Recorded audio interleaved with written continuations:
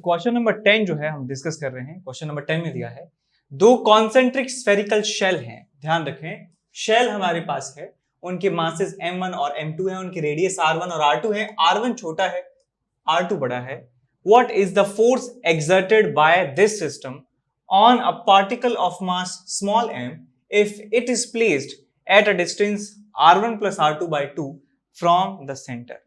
तो यहां सिचुएशन जो है कुछ इस तरीके की है कि हमारे पास एक स्फीयर है जिसका रेडियस r1 है, एक रेडियस जिसका रेडियस r1 है, एक स्फीयर शेल, और एक दूसरा शेल है जिसका रेडियस जो है बेटा वो r2 के बराबर है, इसका रेडियस r2 के बराबर है। और इनके मासेस आपको दिए हुए हैं, इनका मास m1 है, इसका मास m2 है, और एक तीसरा पार्टिकल है, एक पार्टिकल है जो r1 plus r2 by 2 distance पे रखा हुआ है। तो कह सकते हैं कि r1 प्लस r2 बाई 2 जो है वो इनके बीच में किसी पॉइंट पर होगा। यहाँ पे एक चार्ज जो है मास रखा है स्मॉल m, और ये डिस्टेंस सेंटर से कितनी है r1 प्लस r2 बाई 2। ये बात सबको समझ में आ गई होगी कि r1 प्लस r2 बाई 2 जो है वो यहाँ पे होगा, यहाँ पे नहीं हो सकता। कैसे पता लगाया मैंने कि आपको ये रिलेशन जो दिया है that r1 is less than r2, r1 is less than r2, और दोनों को 2 से डिवाइड कर दीजिए और दोनों तरफ जो है r1 बाई 2 और r1 बाई 2 को ऐड कर दीजिए। तो ये आपको मिल जाएगा r1 और ये मिल जाएगा आपको r1 प्लस r2 बाई 2। इसका मतलब r1 प्लस r2 बाई 2 जो डिस्टेंस है वो r1 से ज्यादा है, यानी कि यहां से बाहर जो है पॉइंट होने वाला है। इस पॉइंट पर आपको नेट ग्रेविटेशनल फील्ड बताना है, नेट ग्रेविटेशनल फोर्स जो है इस पार्टिकल के ऊपर बताना है आपको कितना होगा।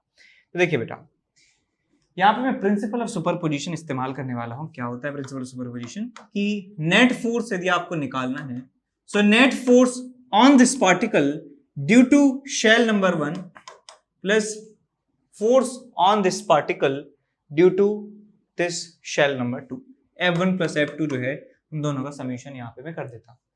तो हम एक शेल थ्योरम जानते हैं। शेल थ्योरम क्या होता है कि यदि एक यूनिफॉर्म मास डिस्ट्रीब्यूशन का कोई शेल है तो उसके अंदर किसी भी पॉइंट पर कोई भी पार्टिकल आप रख दीजिए, उस पर फोर्स 0 के बराबर लगेगा। यानी सेकंड वाले शेल के लिए ये इनसाइड पॉइंट है, तो इस इनसाइड पॉइंट पर रखा हुआ मास कोई भी फोर्स एक्सपीरियंस नहीं करेगा इस शेल की वजह से, ये इसके ऊपर कोई फोर्स नहीं लगा सकता है। तो F2 की वैल्यू जो है आपको मिल जाती है 0 के बराबर। अब बात करते हैं F1 की। जब एक शेल की बात करते हैं, शेल के आउटसाइड किसी पॉइंट पर आपको फोर्स निकालना है पार्टिकल पर, तो आप इस शेल को इसके सेंटर पर पॉइंट मास की तरह ट्रीट कर सकते हैं, या फिर आप फॉर्मूला लगा सकते हैं gm/r² के बराबर। तो आपको ये मिल जाएगा g into m1 divided by इसके सेंटर से यहां तक की डिस्टेंस का square, which is r1 plus r2 का स्क्वायर 4। तो आपको यहां से नेट फोर्स की वैल्यू मिल जाती है 4 times gm small m divided by r1 plus r2 का होल स्क्वायर। तो ये नेट फोर्स आपको जो है प्राप्त हो जाता है। ठीक है, अब चलते हैं अगले सवाल की तरफ। अगले सवाल में आपको दिया हुआ है कि एक टनल है, डग किया जाता है उसको along a diameter of earth. Find the force on a particle of mass small m placed in the tunnel at a distance small x from the centre. तो एक डायमीटर के अलोंग जो है टनल को डग किया जाता है। तो यहाँ मान लेता हूं कि हमारे पास ये अर्थ है और अर्थ के डायमीटर के अलोंग जो है टनल डग की जाती है। तो ये है सर टनल, यहाँ इसका सेंटर है अर्थ का, और इस अर्थ के सेंटर से x डिस्टेंस दूरी पर एक पार्टिकल है जिसका मास कितना है स्मॉल m के बराबर है। तो आपको निकालना है कि इसके ऊपर फोर्स कितना लग रहा होगा। तो हम जानते हैं फोर्स का जो फॉर्मूला है, फोर्स होता है mass into magnitude of gravitational field, F is equal to m into E। तो इस पॉइंट पर मैं ग्रेविटेशनल फील्ड निकाल सकता हूं इस स्फीयर की वजह से। स्फीयर का मास कितना है आपके पास, कैपिटल M मान लेता हूं, अर्थ है me। तो यहाँ पे ग्रेविटेशनल फील्ड इस पॉइंट पर कितना आ जाएगा आपके पास, G capital ME into x divided by REQ। ये ग्रेविटेशनल फील्ड है, इनटू इस मास से मल्टीप्लाई कर देंगे तो स्मॉल m से इसको मल्टीप्लाई कर दिया।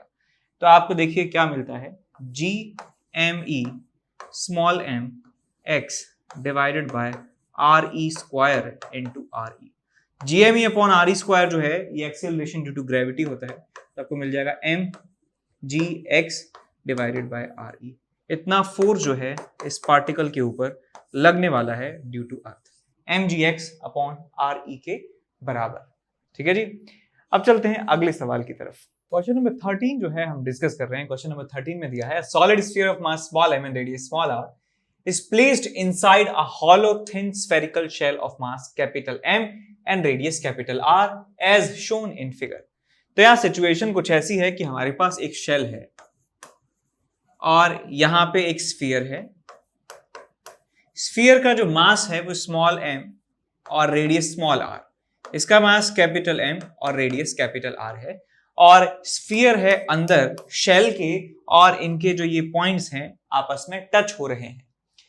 अब क्वेश्चन में कहा है कि एक पार्टिकल m डैश मास का प्लेस कर दिया जाता है line joining the two centres at a distance x from the point of contact of the sphere.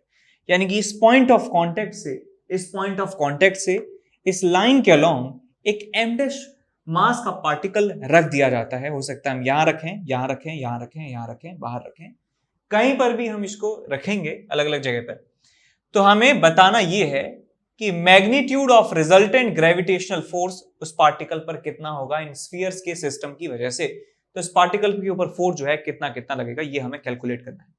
तो मैं इसको जो है दोबारा ड्रॉ कर लेता हूं और तीनों केसेस हमें सॉल्व करने हैं for x less than 2r और ग्रेटर देन r, यानी कि 2 स्मॉल r से छोटा और r से बड़ा। यानी कि इस स्फीयर के अंदर जो है इस लाइन पर हमें यहां से लेके यहां तक हमें पार्टिकल को रखना है। तो मैं डायग्राम दोबारा बना देता हूं। डायग्राम कुछ इस तरीके से है।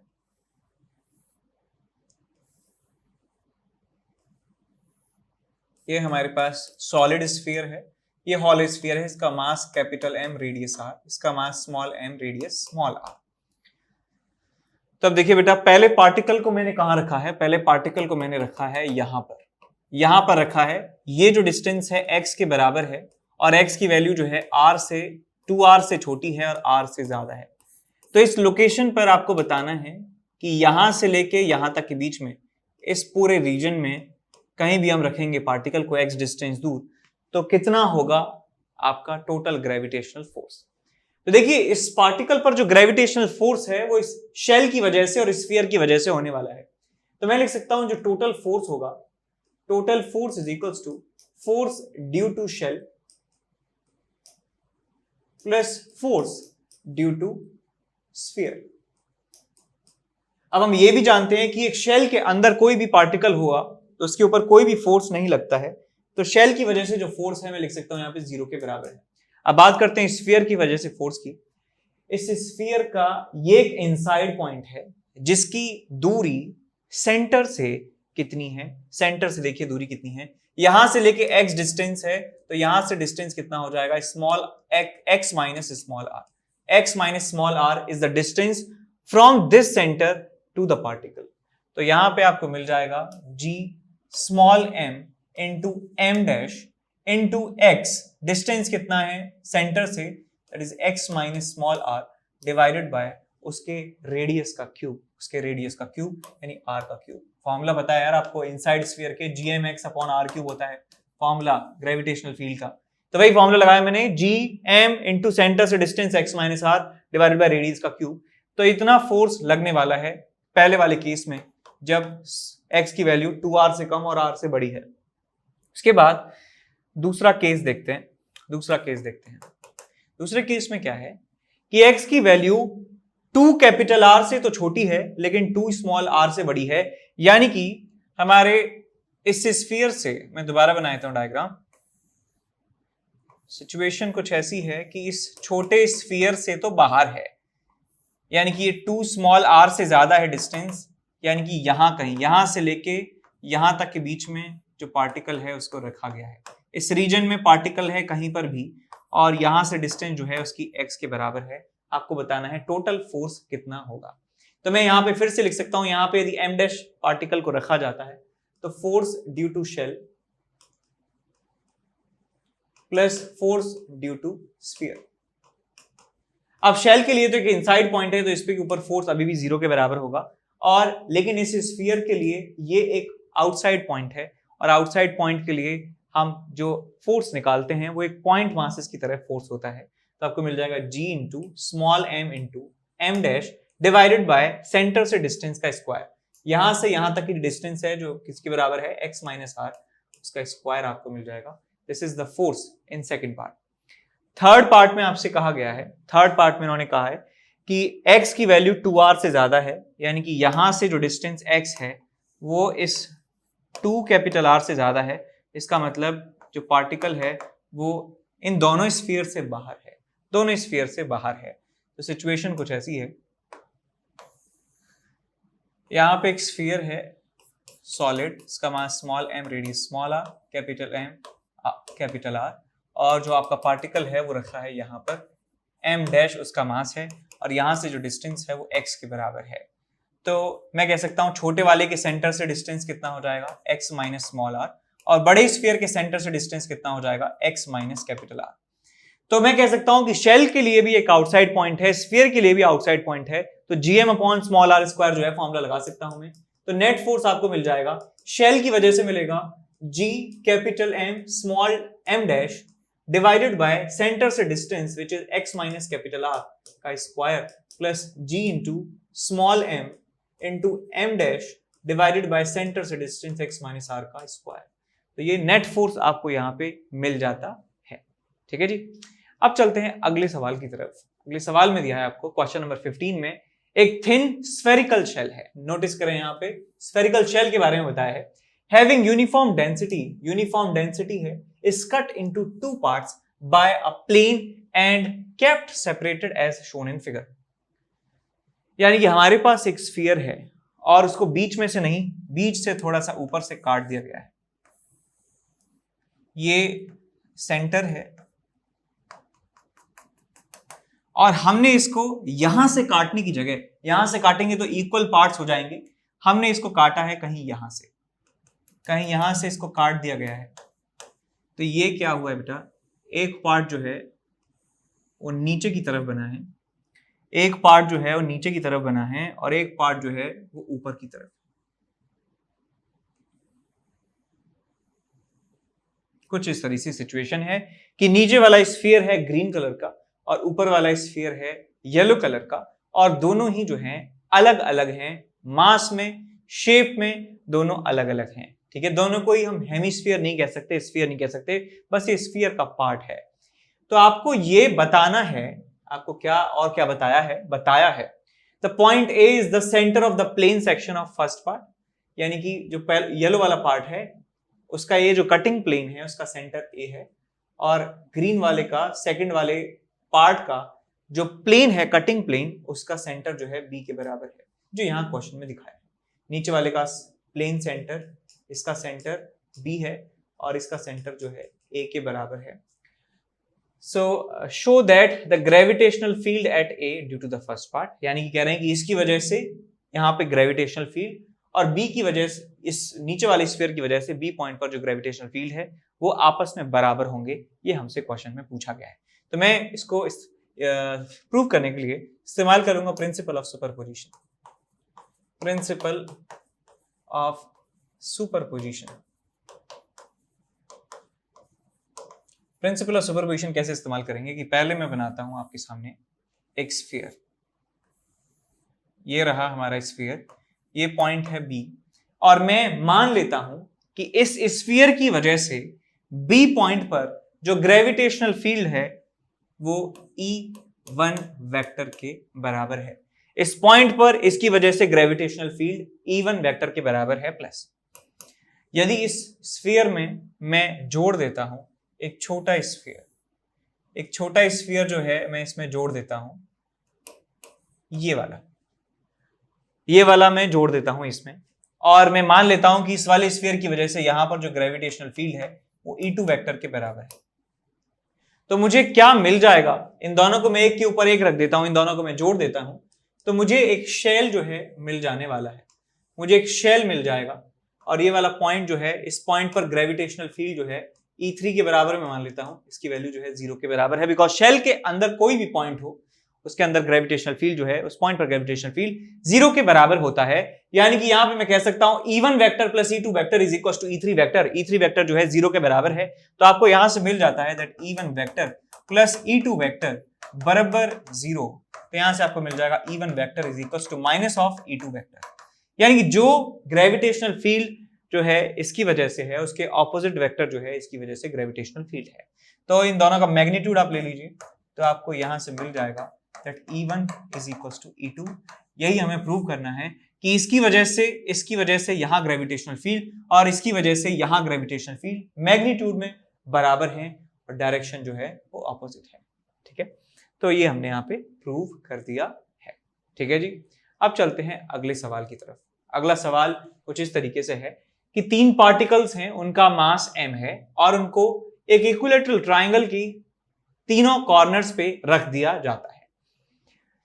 तो ये डायग्राम जो है ड्रॉ कर लेंगे। आपके पास एक इक्विलैटरल ट्रायंगल है, इक्विलैटरल ट्रायंगल के तीनों वर्टाइसेस जो हैं उन पे मासेस रखे हुए हैं m, m और m।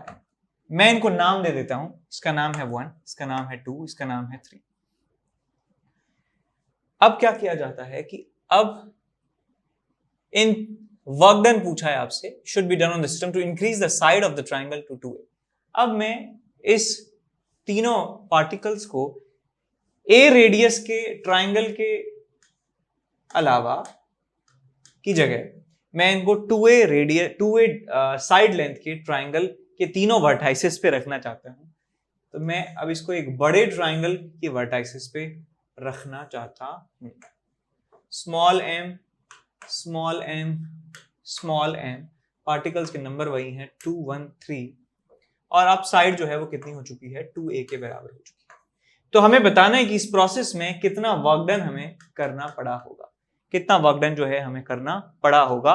और हम ये बात जानते हैं फॉर्मूला कि एक्सटर्नल एजेंट का जो वर्क डन होता है वो होता है फाइनल पूरे सिस्टम की पोटेंशियल एनर्जी, यानी इस कॉन्फ़िगरेशन की पोटेंशियल एनर्जी माइनस इस कॉन्फ़िगरेशन की पोटेंशियल एनर्जी। सो मैं यहां की पोटेंशियल एनर्जी लिखूंगा, यहां की पोटेंशियल एनर्जी लिखूंगा, दोनों को सब्ट्रैक्ट कर दूंगा तो देखिए आपको क्या मिलता है।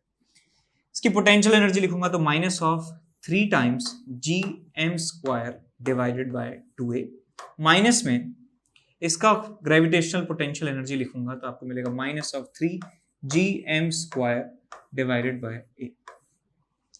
तो आपको यहां से मिल जाता है 3 times gm² by a minus 3/2 gm² by a। तो आपको ये मिल जाता है रिजल्ट, तो 3/2 gm² डिवाइडेड बाय a।